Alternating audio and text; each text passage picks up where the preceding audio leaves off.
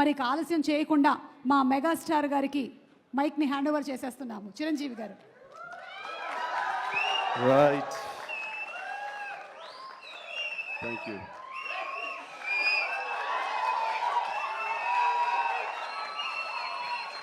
ఒక్క నిమిషం, ఉత్త గ్యాసే, సౌండ్ వచ్చిందా? రావట్లేదు.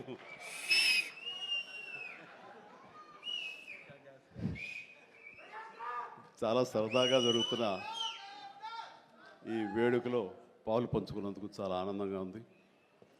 విచ్చేసిన ఆహ్వానితులకు, మీడియా మిత్రులకు, ఇతర కళాభిమానులకు, అలాగే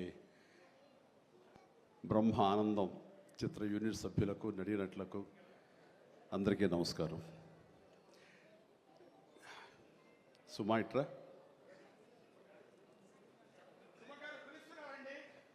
ఇక్కడే ఉన్నానండి సార్. సార్ లండన్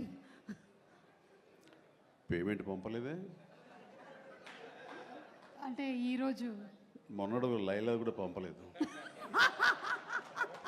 ఇద్దరి మధ్య అండర్స్టాండింగ్ అండి. తనకు వెళ్ళే చోట నా గురించి చెప్పుద్ది, నేను వెళ్ళే చోట తన గురించి చెప్తాను. ఆ రకంగా ఒకళ్ళు కోఆపరేట్ చేసుకుంటూ వచ్చి మొత్తంలో పంచుకుంటాం. అది వేరే విషయం. 2 ఈవెంట్స్ నుంచి నువ్వు పంపట్లేదు సార్. అది యాక్చువల్లీ అనిల్ రావు ఇక మీద ఎక్కడ చెప్పను, అలాగే నా గురించి ఎక్కడ చెప్పద్దు. Okay sir. అనిల్ అంతే, మొన్న వచ్చాడు, ఇప్పుడు వచ్చాడు, యుబాస్ ఇవ్వలేదు కమిషన్. ఇప్పుడు మన ముగ్గురు మీద దొరికాం కదా ఎవరికైనా ఫంక్షన్లు పిలవడానికి. అందుకు నీ మీద న్యాయంగా ఉందామా సార్? నువ్వు మూట తప్పద్దు, సారీ మాట తప్పద్దు. రైట్.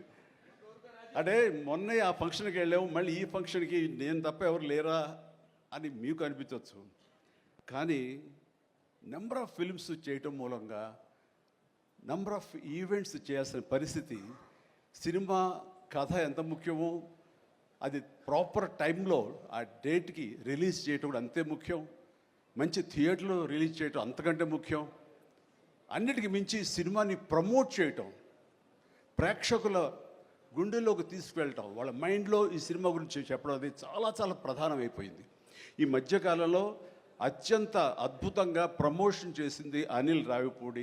సంక్రాంతికి వస్తున్నాం, ఎంత బాగా చేశారంటే ఎక్కడ చూస్తే సరే వాళ్ళే కనపడుతున్నారు. ఎక్కడ చూస్తే ఇంత బాగా చేస్తున్నారు, ఇంత సరదాగా చేస్తారు. వెంకటేష్ కూడా చాలా బాగా రియాక్ట్ అవుతున్న స్టేజ్ మీద. ఈ సినిమాకి వెళ్ళాలనే ఫీలింగ్ కలిగింది, అది ఎంతో హెల్ప్ అయ్యింది. సో ప్రమోషన్స్ అనేది అంత ఇంపార్టెంట్.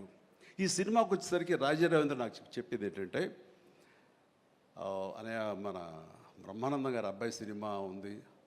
విన్నాను, ఏదో బ్రహ్మ ఆనందం అని. అది ఎప్పుడు రిలీజు ఇదే. కానీ తను 2-3 హీరోల కోసం ట్రై చేశారు.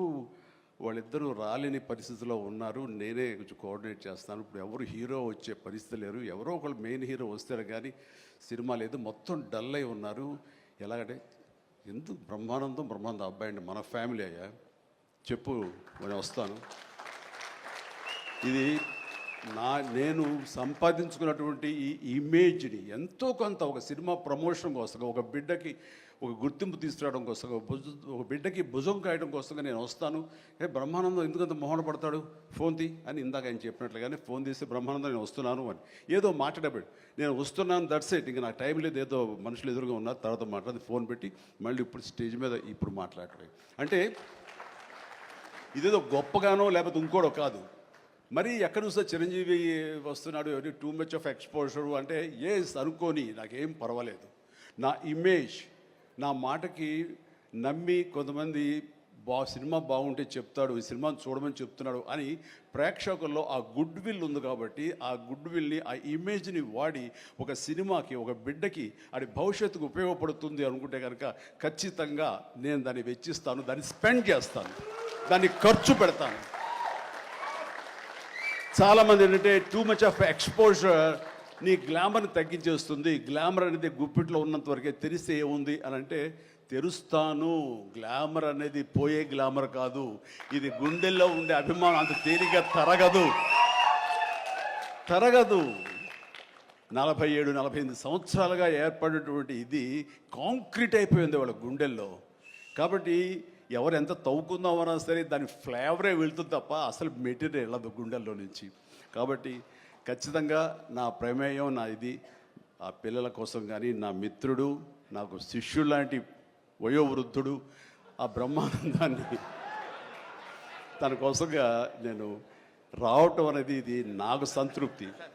చైల్డ్ ఆర్టిస్ట్గా ఎవరి అబ్బాయి చైల్డ్ ఆర్టిస్ట్గా ఇస్తానన్నాడు. నేను కుర్రోడు వచ్చి డిస్టర్బ్ చేయొద్దు ప్లీజ్. మాట్లాడు, సీరియస్గా మాట్లాడు.